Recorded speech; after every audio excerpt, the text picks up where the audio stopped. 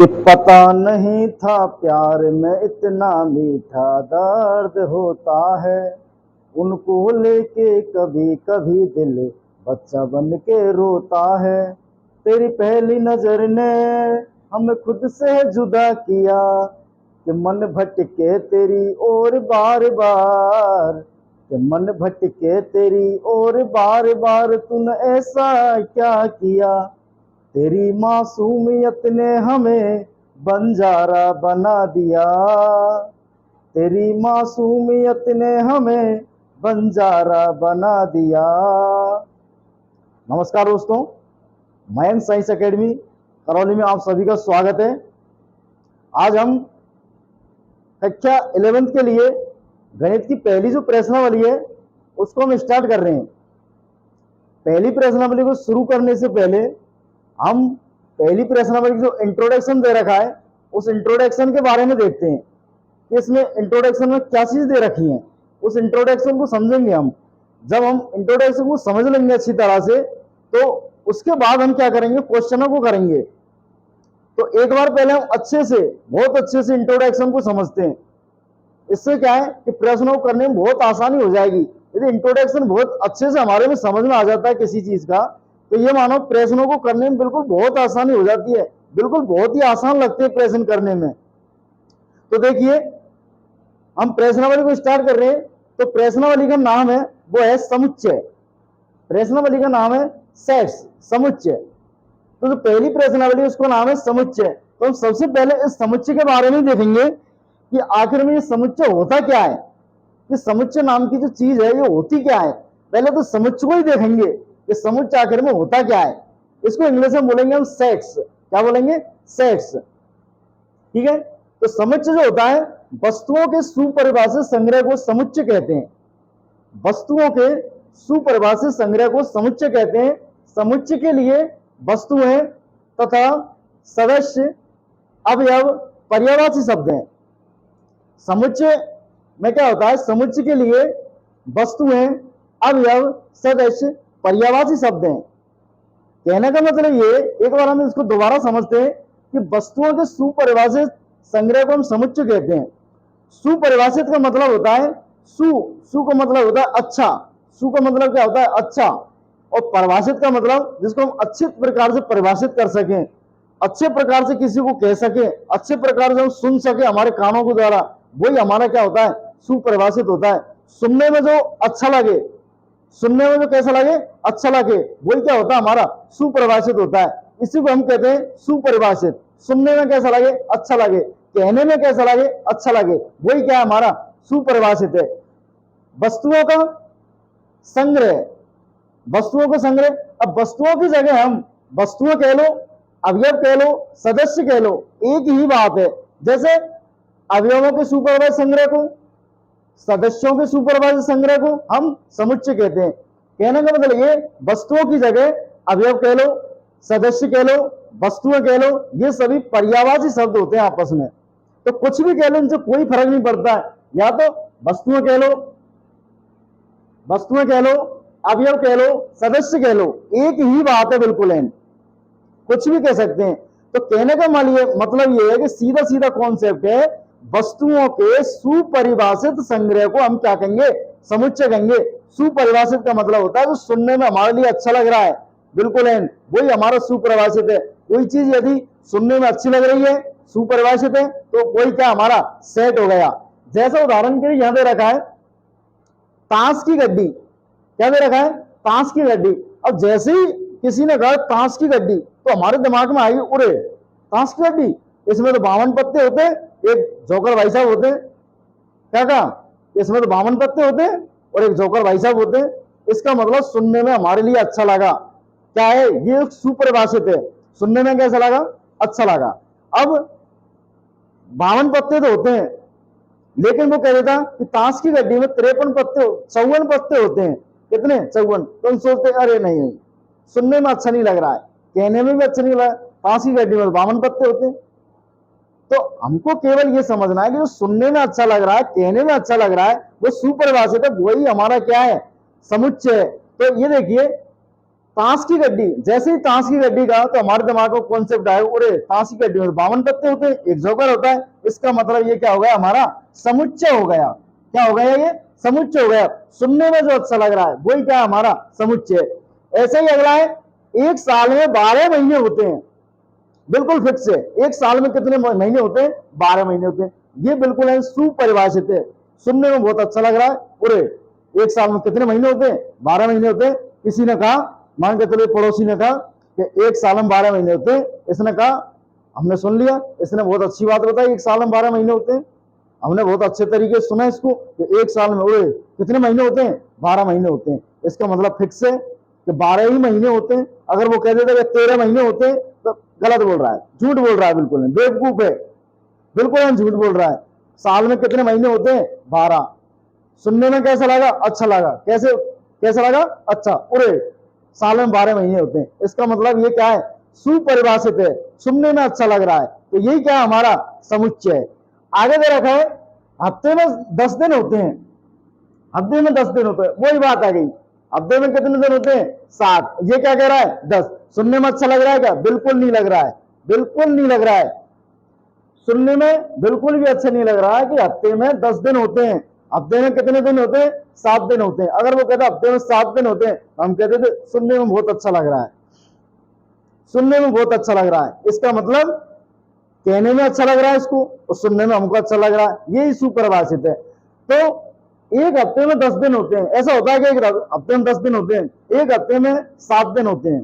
कितने दिन होते हैं, 7 दिन होते हैं। इसका मतलब ये क्या नहीं है, हमारा समुच्चय नहीं है। अब ये समुच्चय क्यों नहीं है, इसलिए नहीं है क्योंकि सुनने में हमारे लिए अच्छा नहीं लग रहा है, ये एक सुपरिभाषित नहीं है। तो ये हमारा समुच्चय नहीं है। क्या नहीं है, ये समुच्चय नहीं है। इसको हम क्रॉस कर देंगे ऐसे, ये समुच्चय नहीं है। आगे हमारी एक हेडिंग दे रखी है किताब में कि समुच्चय और उनका निरूपण, इस समुच्चय और उनका निरूपण। जैसे देखिए, 10 से कम विषम प्राकृतिक संख्याएं अर्थात 1, 3, 5, 7, 9। 10 से कम, 10 से कम विषम, विषम का मतलब विषम संख्याएं, प्राकृत संख्याएं हैं। जैसे देखिए 1, 3, 5, 7, 9, ये क्या है, 10 से कम विषम प्राकृतिक संख्याएं। तो सुनने में भी अच्छा लग रहा है, इसका मतलब ये समुच्चय है, समुच्चय है। तो सुनने में अच्छा लग रहा है, और दे भी रखा है इसने 1, 3, 5, 7, 9। ये क्या है, ये एक विषम प्राकृतिक संख्याएं होती हैं। सुनने में अच्छा लगा, इसका मतलब सुपरिभाषित है। और यदि ये सुपरिभाषित है तो ये क्या है, समुच्चय हमारा। ठीक है। भारत की नदियां, भारत की नदियां, अब ये भारत की नदियां कह दी, अगर ये दे देता गंगा, यमुना, कृष्णा, गोदावरी, ये सभी क्या है, हमारी भारत की नदियां हैं। ठीक है। तो इसका मतलब भारत की नदियां, ये भारत की नदियां हो गई। तो इसका मतलब ये एक क्या है, समुच्चय है, ये सुपरिभाषित है, भारत की नदियां। अगर वो कह देते नील नदी, कौन सी नदी, नील नदी, अरे ये तो बहुत अमेरिका की नदी है, ये सुपरिभाषित नहीं होगी, ये भारत की नदी नहीं है, ये विदेशी नदी है, भारत की नदी नहीं है। इसका मतलब ये सुपरिभाषित नहीं है। अगर वो कहते भारत की नदियां, तो ये क्या है, हमारा सुपरिभाषित है, इसका मतलब ये समुच्चय है। क्या है, ये समुच्चय। अगर इसी नदियों में वो दूसरी जगह की नदियों को डाल देता है, पाकिस्तान की नदियों को डाल देता है, अमेरिका की नदियों को डाल देता है, इसका मतलब वो सुपरिभाषित नहीं है। अगर बात कर रहा है भारत की नदियां, तो केवल और केवल भारत की नदियां आएंगी उसमें। अगर कहीं और की बात कर रहा है, इसका मतलब ये सुपरिभाषित नहीं है, सुनने में अच्छा नहीं लग रहा है।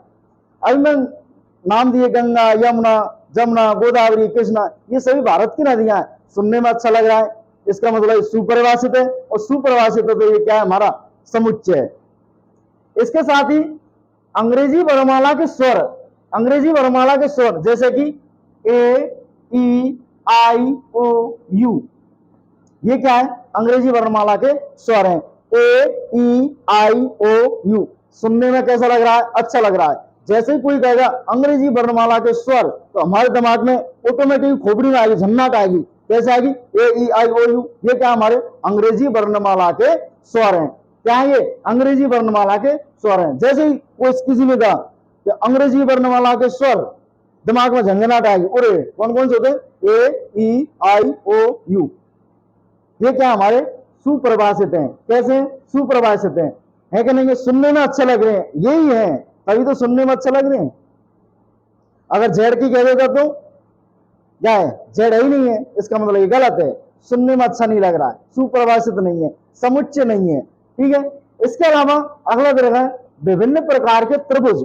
अब जैसे ही उसने कहा विभिन्न प्रकार के त्रिभुज, हमारे दिमाग में आ जाए समबाहु विषमबाहु, जितने प्रकार के त्रिभुज होते हैं ये क्या है, सुप्रभाषित है।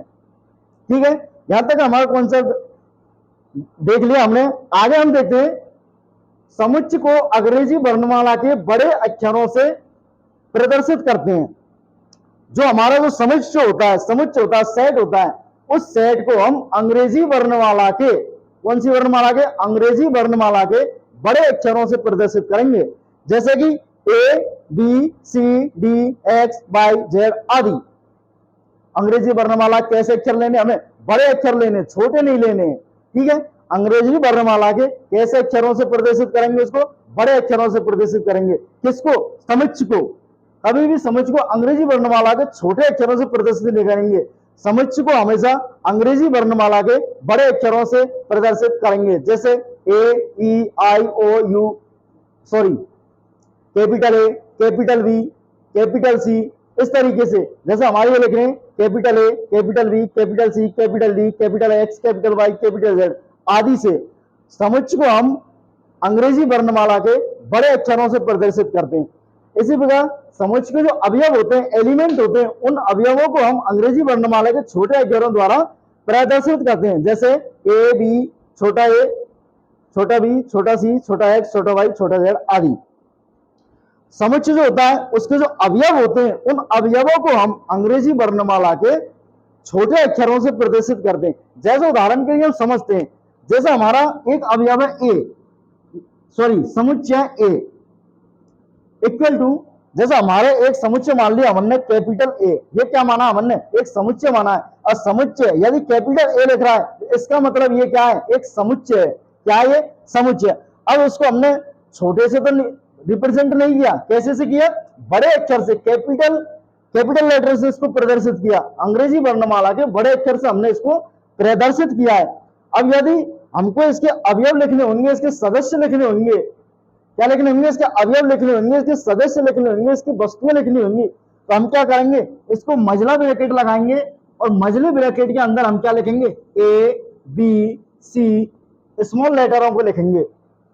अब ये क्या कह रहा है कि अंग्रेजी वर्णमाला का जो बड़ा अक्षर है ये तो रिप्रेजेंट कर रहा है किसको, किसको कर रहा है, समुच्चय को, सेट को। ये सेट को बता रहा है, ये सेट के बारे में बता रहा है कि मैं एक सेट हूं, अपने आप में क्या हूं, मैं एक सेट हूं। ये कह रहा है मैं सेट हूं। अगर कैपिटल भी होता है ये भी कहता मैं एक सेट हूं। और ये इसके जो अवयव दे रखे, इसमें एलिमेंट दे रखे, ये इनको क्या कहेंगे हम, एलिमेंट कहेंगे, अवयव कहेंगे।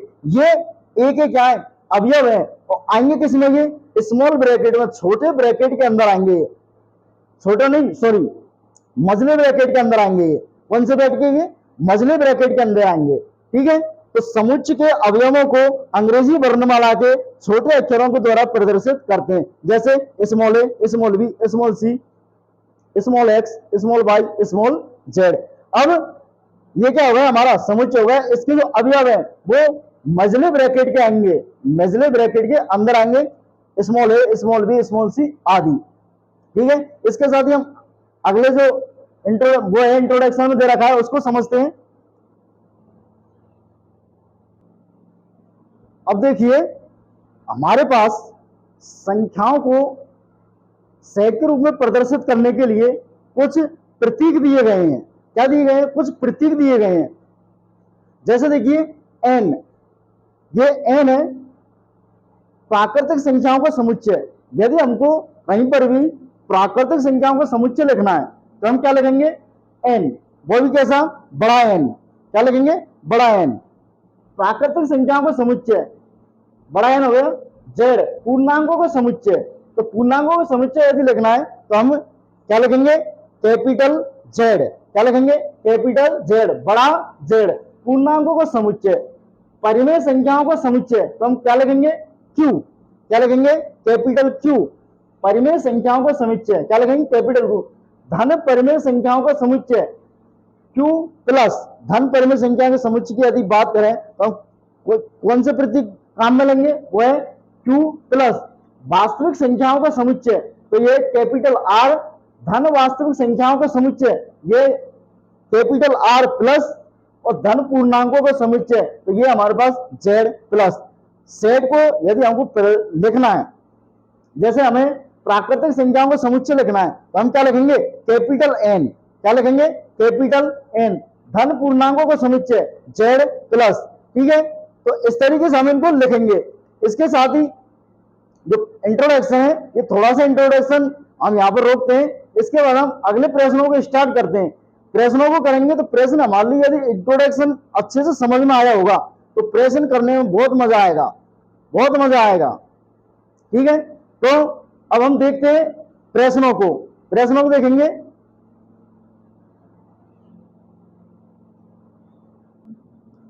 अब देखिए हमारा जो पहला प्रश्न है वो है कि निम्नलिखित में से कौन समुच्चय, अपने उत्तर का औचित्य बताइए। हमको प्रश्न को पढ़ना है और प्रश्न को पढ़ के ये देखना है कि ये समुच्चय है या नहीं है।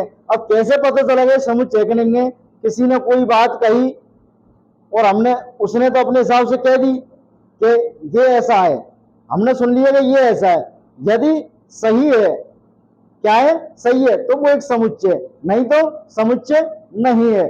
जैसा हम देखेंगे, जे अक्षर से प्रारंभ होने वाले वर्ष के सभी महीनों का संग्रह, जे अक्षर से प्रारंभ होने वाले वर्ष के सभी महीनों का संग्रह।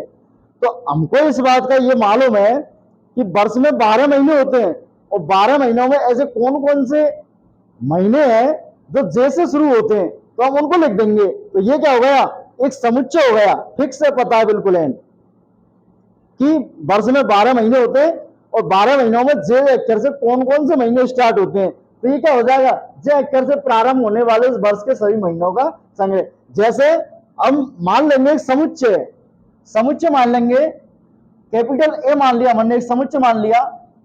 इसके जो अवयव हो जाएंगे वो अवयव हो जाएंगे, जैसे जनवरी, तो हम JAN जनवरी, अब फरवरी है, मार्च है, अप्रैल है, मई, जून, अगला कौन सा है, जून,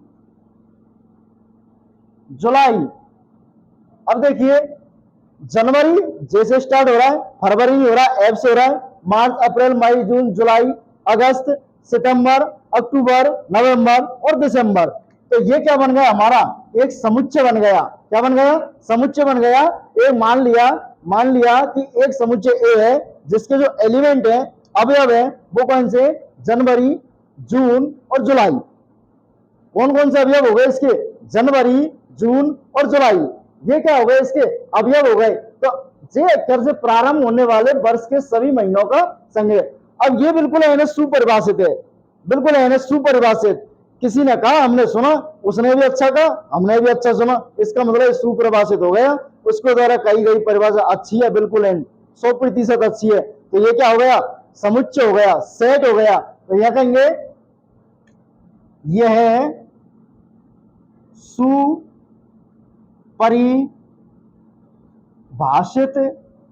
है, यह सुपरिभाषित है, इसलिए यह एक समुच्चय है। यदि ये सुपरिभाषित है तो ये क्या है, एक समुच्चय है, ठीक है।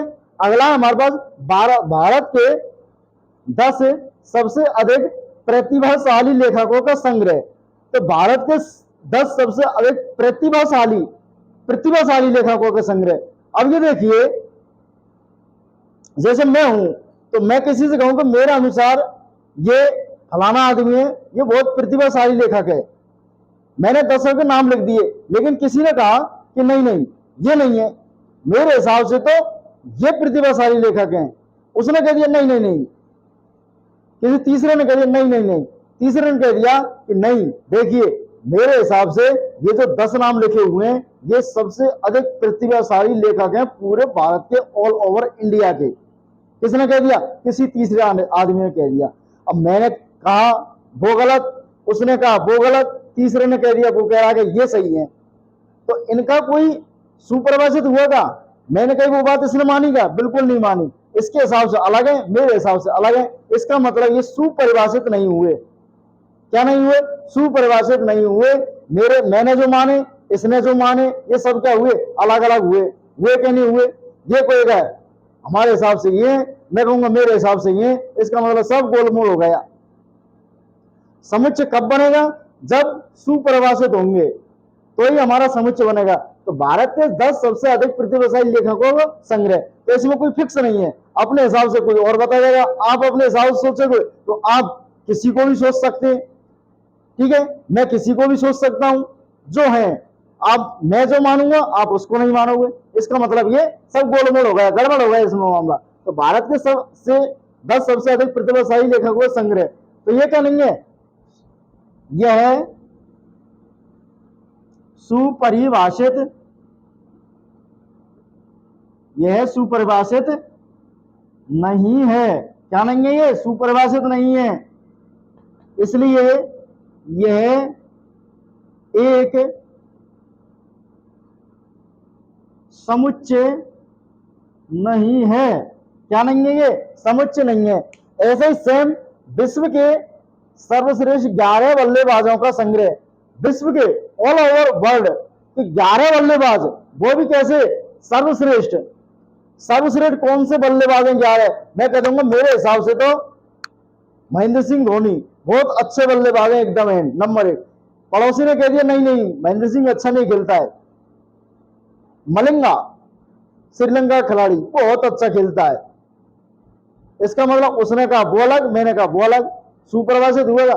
मैं कोई चीज अपने हिसाब से बता रहा हूं, वो अपने हिसाब से बता रहा है, इसका मतलब ये सुपरिभाषित नहीं हुआ। क्या नहीं हुआ? सुपरिभाषित नहीं हुआ।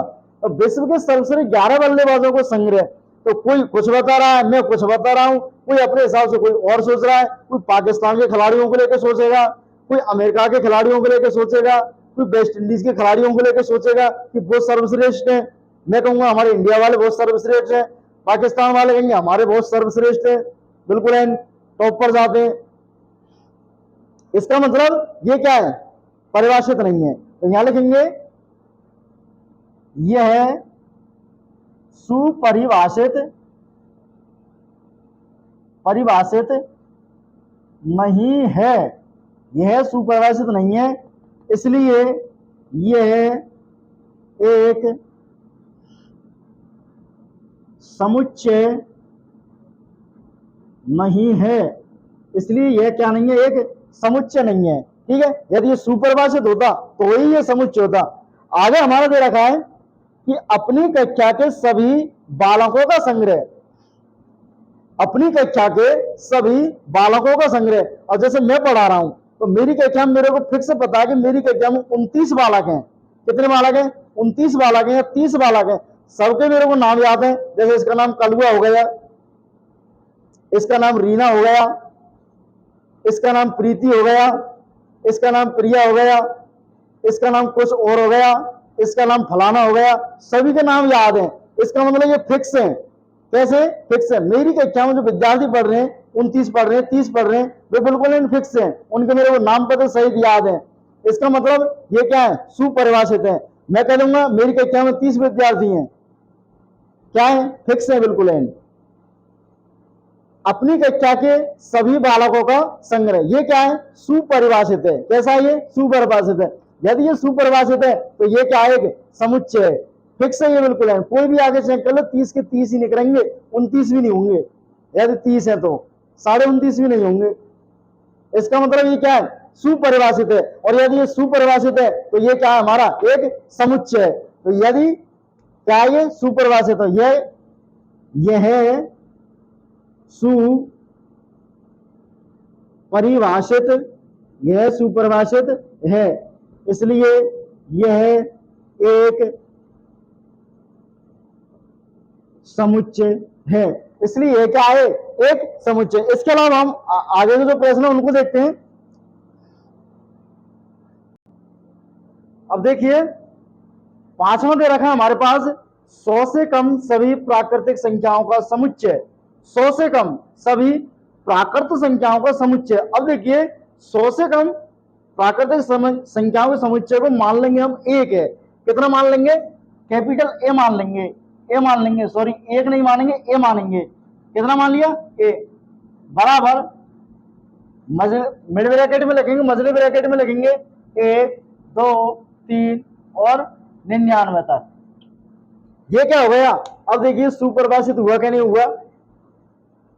समुच्चय ए और उसके अवयव हो गए, समुच्चय ए और उसके अवयव हो गए हमारे पास 1 से लेकर 99 तक, मतलब 100 से कम प्राकृतिक संख्याओं के समुच्चय। तो ये क्या सुपरिभाषित है? सुपरिभाषित है तो ये क्या है? एक समुच्चय है। यहां लिख लेंगे यह है सुपरिभाषित है, इसलिए यह एक समुच्चय है। सुपरिभाषित है तो ये क्या हमारे एक समुच्चय। ऐसे ही लेखक प्रेमचंद द्वारा लिखित उपन्यासों का संग्रह। अब जो मुंशी प्रेमचंद था, लेखक था, राइटर था, उसने जो उपन्यास लिखे वो उपन्यास फिक्स हैं। तो उसने कितने उपन्यास लिखे, उनका संग्रह क्या कहलाएगा? हमारा सुपरिभाषित है। ये एक समुच्चय सेट है। कैसे? उसने पता है कि उसने 10 लिखे, 20 लिखे, 100 लिखे, ये फिक्स हैं, बिल्कुल है, और वो ही है। ऐसा तो नहीं है कि लेखक मुंशी प्रेमचंद द्वारा लिखित उपन्यासों के संग्रह अलग हो, उसने जो लिख दिए वो फिक्स है। इसका मतलब ये कैसे? सुपरिभाषित है। मैं बताऊंगा तो भी वो ही रहेंगे, वो किसी और से पूछेंगे उसने कितने लिखे तो वो भी वही बताएगा उसने इतने लिखे। तीसरे पर्सन से पूछेंगे किसी से तो वो भी यही कहेगा कि मुंशी प्रेमचंद को द्वारा लिखे हुए जो उपन्यास है वो इतने हैं और वो ये हैं। कोई ऐसा तो नहीं है वो ये कहेगा ये नहीं है, वो तीसरा कहेगा ये नहीं है। अगर ऐसी बात है रही है इसका मतलब सेट नहीं है। तो ये क्या है?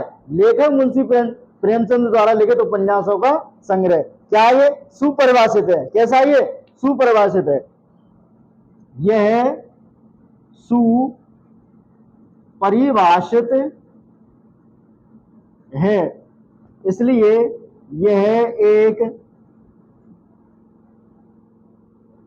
समुच्चय है। क्या ये? इस अध्याय में आने वाले प्रश्नों का संग्रह। तो अपन को ये इस बात का फिक्स पता है कि इस अध्याय में कितने प्रश्न हैं। इस अध्याय में देखो 6 प्रश्न है। कितने प्रश्न है? 6 प्रश्न है। तो अपन को पता है कि इस अध्याय में 6 प्रश्न है। किसी से भी पूछ लेना कितने प्रश्न है? 6 प्रश्न है। सुनने में कैसा लग रहा है? अच्छा लग रहा है, बिल्कुल। मैंने कह दिया इसमें 6 प्रश्न है। उसने कहा हाँ 6 प्रश्न इसमें, हाँ उरे हाँ 6 प्रश्न है।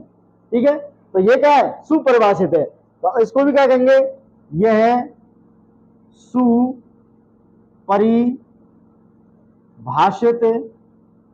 है, इसलिए यह एक समुच्चय है।